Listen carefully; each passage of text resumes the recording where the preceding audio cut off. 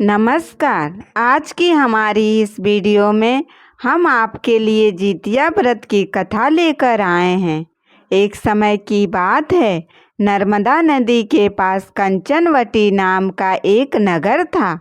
नदी के पश्चिम दिशा में मरुभूमि थी, जिसे वालोहटा कहा जाता था। वहाँ विशाल पाकड़ का एक पेड़ था। उस पेड़ पर चील रहती थी।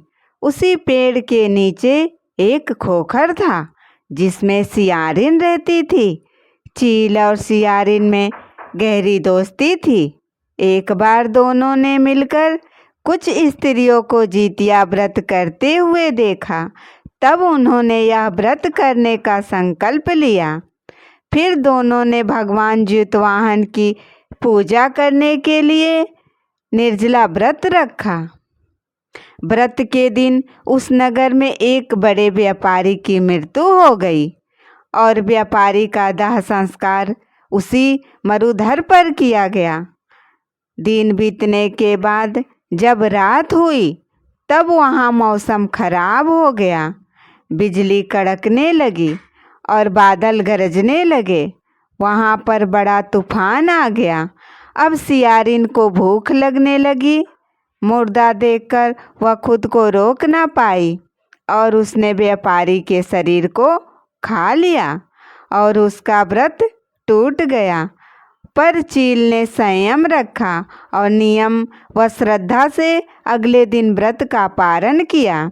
फिर अगले जन्म में दोनों सहेलियों ने ब्राह्मण के परिवार में 2 पुत्रियों के रूप में जन्म लिया। कि चील बड़ी बहन बनी और उसका नाम शीलावती रखा गया। शीलावती की शादी बुद्धि सिंह के साथ हुई। सियारन छोटी बहन के रूप में जन्मी और उसका नाम कपूरावती रखा गया। उसकी शादी नगर के राजा मलाई दूसरे हुई। अब कपूरावती कंचनवटी नगर की रानी बन गई। भगवान जीवितवाहन ने आशीर्वाद से शीलावती के 7 पुत्र थे, पर कपूरावती के सभी बच्चे जन्म लेते ही मर जाते थे। कुछ समय बाद शीलावती के साथ वो पुत्र बड़े हो गए। वह सभी राजा के दरबार में काम करने लगे। कपूरावती के मन में उन्हें देखकर ईर्ष्या की भावना आ गई और उसने राजा से कहकर शीलावती के सभी पुत्रों के सर कटवा दिए और उन्हें 7 नए बर्तन मंगवाकर उनमें रख कर दिया और लाल कपड़े से ढककर शीलावती के पास भिजवा दिया। यह देखकर भगवान जीवितवाहन ने मिट्टी से 7 भाइयों के सिर बनाए और सभी के सिर को उनके धड़ से जोड़कर उन पर अमृत छिड़क दिया, जिससे सभी में जान आ गई और शीलावती के 7 पुत्र जिंदा हो गए और अपने घर लौट आए।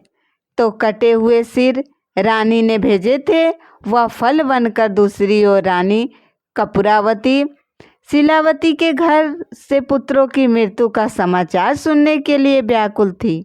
जब बहुत देर कोई समाचार नहीं आया, तो कपूरावती स्वयं ही बड़ी बहन के घर चली गई। वहाँ सबको जिंदा और खुश देखकर वो बेहोश हो गई। जब उसे होश आया तो अपनी बहन को सारी बात बता दी। उसे अपनी गलती का पछतावा हो रहा था।